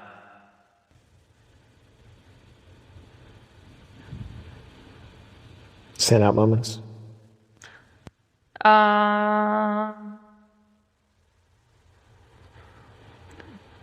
Big one was the when Olga and Elio are in the spaceship going to the debris field, and it like they can't connect with what's his name? The Melmac. Melmac. Yep, they can't connect with Melmac anymore because they're out of range, and they think they're about to die. But then all these other people from across the world to start chiming in and like helping them. I think it, for so many reasons, was a great scene, but I think it also comes back to emphasize this theme that you're never really alone, and that in your greatest time of greatest need, like even a stranger can help you. Yep. And then of course the only other like big standout was the line that sometimes unique feels like alone. Mm-hmm. I probably agree with both of the standout moments, honestly. One I would probably add is the beach scene. The beach scene at the end of the movie. Really, when they're reunited. Yeah, like it really stuck with me. I don't know why. I think it's really... No, that was also a big moment when I watched it in theaters, because we watched it separately this time. But in my theater, a child decided this was the perfect moment to start screaming for no reason. So I was a little distracted during this scene. But yeah, I mean, standout moment, like all of Act 3, but I can't really say that. But I think Act 3 is like truly phenomenal, actually. But yeah, that would be my standout moment, probably, that beach scene. And then legacy and final rating. Legacy, I feel like it's hard to say because this movie wasn't marketed well. Kept getting pushed. So I don't know that it will reach the viewership right away. Maybe once it goes to streaming. Yep. It's important to note that Elemental also kind of bombed at the box office, but now it's considered a cult classic because it hit Disney+. So I do wonder if Elio will get the same treatment. Like I said, it's definitely one of my favorite. Like it's one of my favorites, not like my favorite or anything. I think the movie itself is okay, but Pixar movies lately have kind of relied, I think, on you to have certain experiences in your life to like fully appreciate the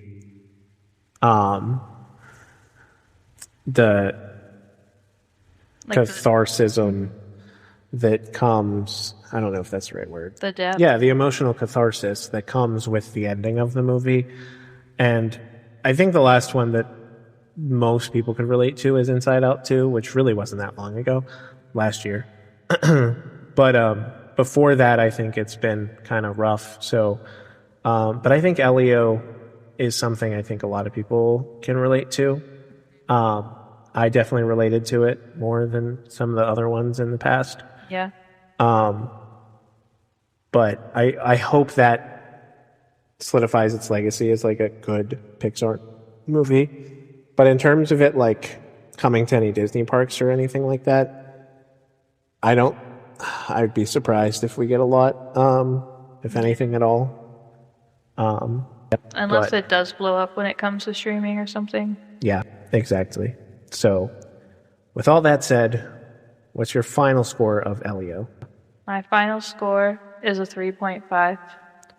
3.5. And I myself give this one a 4 out of 5. I think it's really solid. And I like it a lot, but it's not perfect compared to some other Pixar films. So it's probably going to end up middle of the pack if I were to rank them all. But I think it's a good addition to the lineup. Yeah. So let us know what you guys think of Elio. Have you seen it? What did you think of the marketing campaign of Elio? Did you even know it was coming out? We want to hear from you down below in the comments. And before we fully wrap up, we're going to actually stick on the Pixar train. We're going to do a quick real ranking. And we're going to do both of our top 5 Pixar movies. This is all Pixar, all time. I will say that I've seen every Pixar movie. But there was one you haven't seen. There's one you have not seen. Which one? Finding Dory. Oh yeah, Finding Dory is the one I didn't see. Forgot about that one. Thank you for calling me out. You're welcome. But at least I never ranked Finding Dory. I didn't? All right. You originally ranked one you hadn't seen. Right. Hey. And I told you not to. So, Allison, how many have you? Rough estimate. Percentage. 70%. All right. That's not bad. So, do you want to start? Yeah, I'll start. All right. My number 5 is Finding Nemo. Finding Nemo. Yep. As listeners can probably tell, since I didn't watch Finding Dory, Finding Nemo is not my favorite. I think I kind of grew up this way. Like I owned it. I didn't watch it a ton because my parents thought it was annoying. So you tell me why I should give Finding Nemo another chance. I just feel like when Finding Nemo came out, I feel like it was really big. It was everywhere. Potentially like over marketed, but like people loved it. And I just remember like when I saw it as a kid, really liking it. I thought it was funny, but I also thought the story was great and heartfelt. But I haven't seen it in so long, like probably since I was a young kid, but it's still one of the few movies that I can actually quote things from.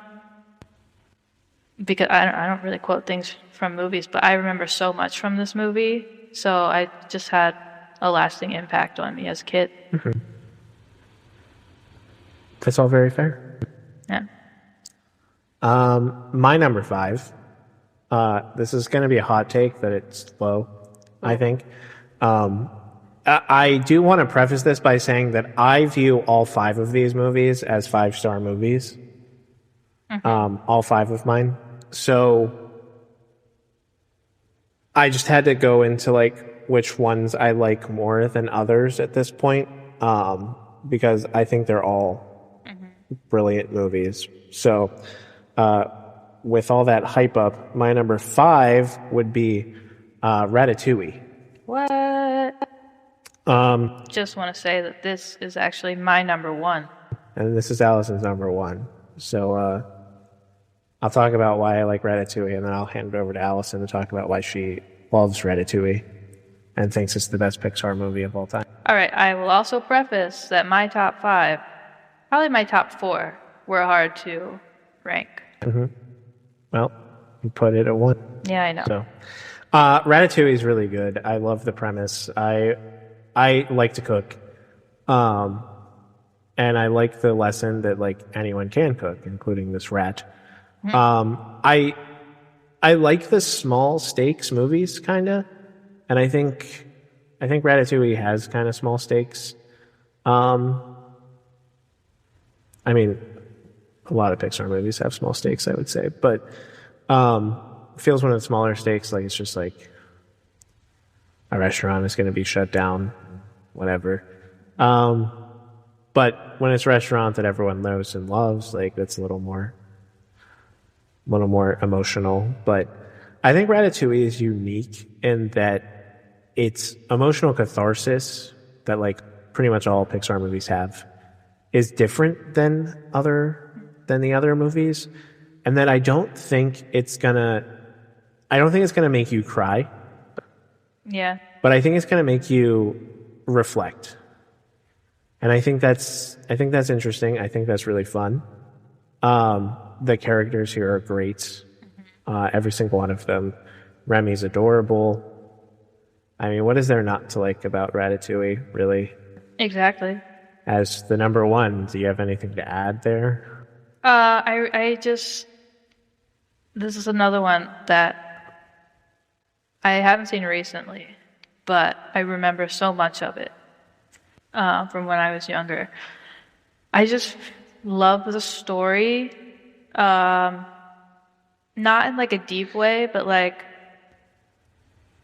I don't know. It's just a good story. It's a complete story. It's very funny. There's a lot of funny moments in it. But I also remember liking like the way Remy would like describe food and like the visuals with it and everything. Like it made me hungry. I know that's a weird thing to say, but like Nope. to be able to like send that through a movie, I don't know, I just thought that was great. And in a way where like with this main dish of like ratatouille being what he creates in the end, like this is something I would not eat in real life. But on screen it looks amazing. It looks delicious. I want it. So I don't know. It's just great. And I like the character of Remy. He kind of is like, this is a theme in like lots of Pixar movies. I think he also kind of feels a little like an outcast, you know, not like your normal rat. It is crazy. I'm looking at our lists here. It's crazy how many of these are about like someone being an outcast of some bigger group. Yeah. I mean, I guess it's just like a really solid way to tell a children's story because they're trying to be like, yeah, it's fine. Like you don't have to like everything all of your friends like, you know? Yeah.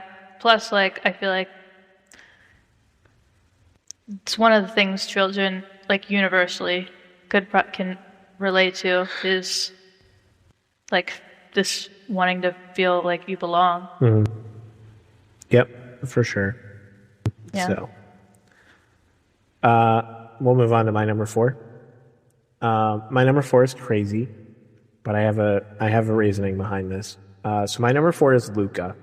So I was just talking about small scale like movies. I think that's part of the charm of Luca here. It's so small scale, but it focuses so hard on the relationship between the main trio of characters here. The twist about halfway through genuinely broke my heart. Because of all the work it does to establish the relationship between characters, and then watching them work to mend what they had before. It all just works so well for me.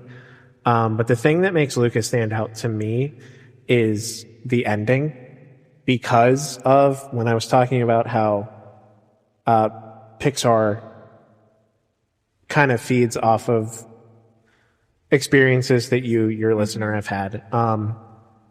I had a really good relationship with a friend in college, but unfortunately we got hit with the pandemic, and there was a point where I think we both kind of realized, because we were moving to different states, like they were moving out and I was staying for another year, but there was this kind of unspoken knowledge that we weren't going to necessarily see each other in person again.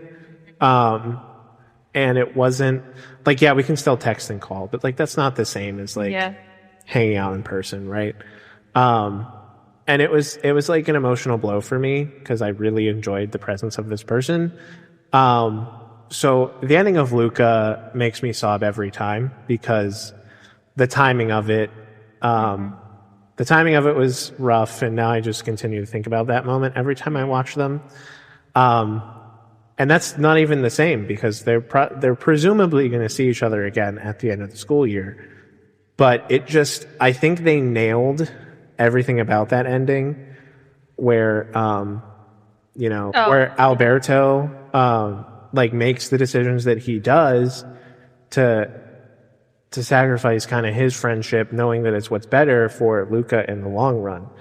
And then the happiness he feels for his friend as he goes off and learns bigger and better things. Like it was so relatable to me, and it instantly made its way up into my favorites for a Pixar movie. And Yeah. I mean, it just rocks. No, I mean, I agree. The message in it is definitely one that I have experienced with a couple people in my life.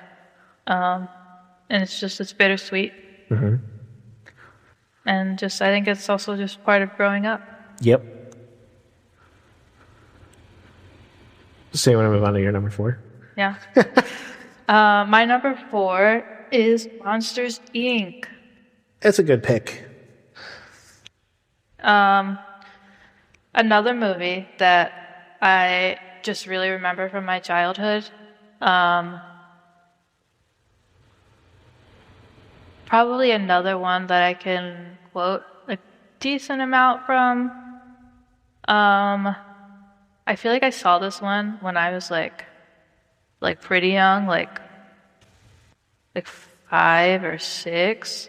So like still at the age where you would probably believe there's monsters in your closet or under the bed. And I just remember it taking this scary idea and turning it into something funny. And I don't know. I just liked it. I like the characters, the story. I think Monsters, Inc. is one of the better ones in terms of the world that it created. I love the world of Monsters, Inc. And I think Pixar does too, because they made the Monsters University, right? They made a TV show. Have you seen the TV show? I haven't seen the Monsters TV at Work? I only saw the first season, but I do think there's 2. I need to watch the second season still. And they also gave, I'm a Kingdom Hearts fan, for those of you listening, but it's one of the 2 Pixar worlds in Kingdom Hearts 3. So I think Pixar is really proud of this world, like the world that they've created. And I think it's a great world, and I think the theming of it is really good as well. I just like the idea that laughter power is stronger and better than screen power. Yeah. And it's such like a theme that like even very young children will, whether it's subconscious or not, take something from it. Yep. Your number 3? My number 3 is The Incredibles. Ooh. I don't know if this one's a bit of a hot take to be in my top 5. But I think the first one is generally well liked. Yeah, okay. I loved The Incredibles. Um, I just remember this movie and its characters being so funny to me. It may be the first superhero movie I ever saw. Um, but I just remember being obsessed with the characters, and like I would have like Incredibles video games and stuff, and like little toys and things. I don't know. I just really liked it. I had an Incredibles educational game for like my Leap Pad or something. Oh, goodness. Yeah, it was crazy. Like in one of the games, it was like you were Mr. Fantastic, and it was like the buzzsaw vehicles, Oh, and they all had like numbers on them, and you had to like throw them at each other to like add to the number, like the goal number. Crazy work. No, I think The Incredibles I think it's a good movie. I'm probably due for a rewatch of The Incredibles, honestly.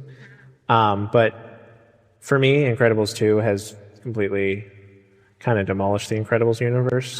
yes, I will. I will admit I have not watched The Incredibles 2, and I think it's because I heard not great things about it, and I feel so great about the first one that I didn't want to ruin that. Mm-hmm.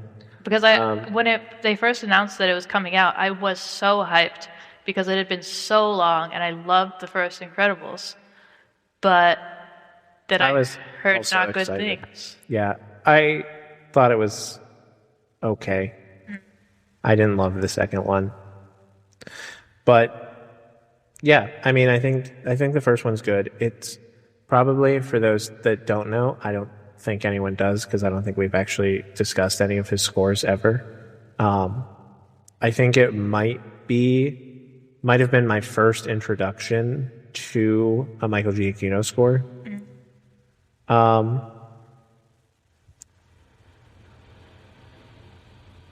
Yeah, it definitely was. It was my first introduction to a Michael Giacchino score. Wow. And then the birth of a long-lasting relationship between Michael Giacchino. I love Michael Giacchino scores, for those wondering what I'm talking about. So, what is your number 3? Speaking of Michael Giacchino scores, my number 3 is Up. Up is part of... there were like 3 movies in a row that Pixar did, that all 3 of them I just thought were spectacular. Ratatouille is on this list, and before that was Up. And then we'll get to because my next one is the third movie in those 3. But Up does so much of its heavy lifting in the first 10 to 15 minutes of the film, that I feel like you watch it and you're instantly in. Yeah. Because Pixar had this crazy thing going where they could tell remarkable stories with almost zero dialogue. And that's what that's not the entirety. That's like the first 15 minutes of Up is just this nice short story that's heartbreaking, and there's not like a line of dialogue in it. Yeah, that's art. Yeah, like it's so good, and then I just think it keeps that momentum going all the way through. The character development is so good. The characters I adore, like so much so to the point that like they released a new Up short that came before, was it Elemental, I think? And I was so excited just to see that, because I wanted to know what was going on with like the characters that I love so much, right? Up is just like, it's solid. I think it's like easily top tier Pixar. If you don't like Up, I don't trust you. Like, and it's one that everyone should see. Cough, cough. What are you talking about? I will admit I have not seen Up. I know the whole story, okay? I've seen clips. I just haven't watched it. Just get on that. I will, okay? I liked it enough to make a life-size costume of Kevin, That's true. We did make a life-size costume with Kevin. and Ian wore it. Did. We didn't win our contest, We did not. but we were the people's choice. Potentially. We know. Depends on who you ask. Most of the people would agree with us. But was it just us asking? No, because people came up to us. That's true. People wouldn't even always talk to. That's a fair point. Yeah, so that's up. Moving on to my number 2, it's Wall-E, Wall-E. which is the third. So they literally released Wall-E, Up, and Ratatouille, like back to back to back. And I just think that's a crazy... Yeah. Ratatouille, Wall-E, and Up, back to back to back. Great. And then Toy Story 3, which isn't on my list, which is wild. But they had a nice little run there going. But Wall-E, very similar to the first 15 minutes of Up. Wall-E is a masterpiece because of how it is told. Wall-E and Eve have this amazing love story, and the only things they say to each other are Wall-E and Eve. That's it. But you care for these robots so much. And then they introduce some humans, and you care about their stories, and they can talk. But like the main drive of this movie is the love story between these two robots that cannot say words. Yeah, which also I think is intriguing because they're robots, which you would think can't express emotion. Well, this is Pixar. I understand. Everything can express emotion. I understand. I'm just saying. Have you watched Cars? Yes. I don't think cars can express emotion. And yet they do. Anyway. I just mean, like, the idea that usually you think of robots as being cold and, like, not able to access human emotion like that. So the fact that they then reverse that and make it so that it is robots doing that with no words is clever. Yeah. I mean, it's a remarkable movie. I don't even know what else to say. If you have never seen Wall-E, That's crazy. yeah, like go watch it immediately after this. Stellar film. Probably, honestly, easily my second favorite film. Like, I think when I was making this list, I was like, number 1, Wall-E. Back to back. Yeah. So, Allison's number 2 is the same thing as my number 1. So, Allison, you can go ahead and talk about that movie, and I'll just add in things that I think you forgot about if you didn't say it. My number 2, Ian's number 1 is Coco. Woo! Honestly, debate about making this my number 1. Should have been. Maybe it really is. I don't know. But surprise, surprise, here we have a movie has a lot to do with music, and it's one of my favorites. Yep. I feel like I've said it before. I tend to be attracted to or relate the most to like movies that have a very strong musical component to them. Like not just with the soundtrack, but like incorporating the music into the plot of the movie. And I also visually this movie really hit it on the nail. I know part of it is like the cultural aspect around the Day of the Dead, because that's also very colorful, but I think they did a really great job of like transferring those customs through a movie. Mm-hmm. And I think another reason Coco is so high on my list is because there was a time where I didn't really watch animated movies. I know, I'm sorry. And I don't really know why. I don't know, but... I mean, there's crazy bad stigma about animated movies because people see animation and automatically think it's for children. Yeah, but it's not just that for me. It's like also I hate I'm so sorry to any person anywhere who's offended by this, but I hate adult cartoons, adult animation. It's just, I don't know. I just don't relate as well to animation as I do usually real like real life acted movies. I think that's maybe the bigger thing. Um, and so I don't know. I was just getting older. Adult animated things weren't doing it for me, so like I didn't even do kid animated things anymore either. Um, but I saw this movie during like that time period of my life where I just wasn't really doing animated stuff, and I was so shocked by how much I loved it. Um, which so I think that's another reason it stands out for me. Yeah. Um, I agree with pretty much everything you said, except I loved animation going into it. This is surprisingly one I actually missed when it initially came out. I was in college. I watched it later. There was like a free showing at the hub. Yeah, I also didn't see it when it first came out. I think I watched it during COVID for the first time.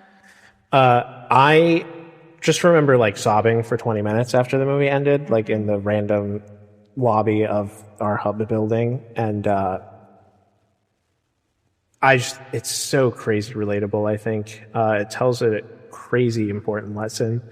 Like Allison, music plays a huge role in my life, and I think just the story, like just the message that like music is important to a lot of people, and it does truly help those with like Alzheimer's and dementia. Like they remember things about music, but like more than they remember just every daily life things. And honestly, getting on a soapbox, I think there's a lot of schools around the world that are trying to like cut music programs, and I think that's a crime. And I think huge crime. If you think about Coco, yes, it's a movie meant for children, but it's something so much more, because I think so many adults, so many human beings across the world can relate to Coco, I think. And I think that's why it's such a hit. And it just like, for me, like it's easily Pixar's best work, which is saying something because they have a lot of really good works. But I saw Pixar, like you, thought it was beautiful. The story it told, the animation style, everything about it, the music, Michael Giacchino. Everything about it was just genius. The Coco team deserves all the kudos for everything that they did. And I cannot wait for them to ruin it with Coco 2. Yes, this is at this point in time a movie Ian thinks is not needed. Yes, because it's not. Maybe But it's coming out in 2029, so. Maybe it's wanted. Okay, yeah, I want it too, but it's not needed. See, I don't like that. I don't like that argument because how many people wanted an Incredibles 2? So many. And it sucks. I just think this is my point. I just think the argument of is it needed could apply to like anything. Was Coco, this original movie, needed? Yes. No. Yes, it was. Need to happen. No, you're not understanding what I'm saying when I say that, though. Because my point is that a creator thinks of a story. And then it is their job to... Okay, you're thinking in the context of the story. Yeah, like it's their job to, when they make it, prove why that story needed to be told. Okay, I see. I was thinking more in just the concept of life. No, nothing we do in life is needed. But I mean, like, speaking from a movie, there's so many movies that come out on a weekly basis. Your job as a creator is to prove why your movie deserved to have money spent on it, why it deserves for the audience to give them an hour and a half to up to 4 hours of its time watching this movie. That's what I mean by that. Okay, all right. And I'm worried that Coco 2 will not do that. But if Coco 2 makes me break down for 20 minutes in the lobby of the movie theater, then maybe my mind will be changed. But as of right now, Coco stands as easily my number one. And I can confidently tell you that it is my number one, regardless of how Coco 2 works out. Okay. Because Coco 1 is a yearly rewatch for me. I watch it every year. On If Day of Coco, the Dead? no, just like at random times. If Coco 2 comes out and it sucks, I'm still going to continue to watch Coco on a yearly basis. It's just going to be what happens. Coco just means so much to me. Yeah. So there's our rankings of each of our top 5 Pixar movies. Let us know if you think we missed any in the comments down below. And thank you so much for tuning in to this week's episode of Post Credits Commentary. We look forward to seeing you next week. Goodbye. Bye.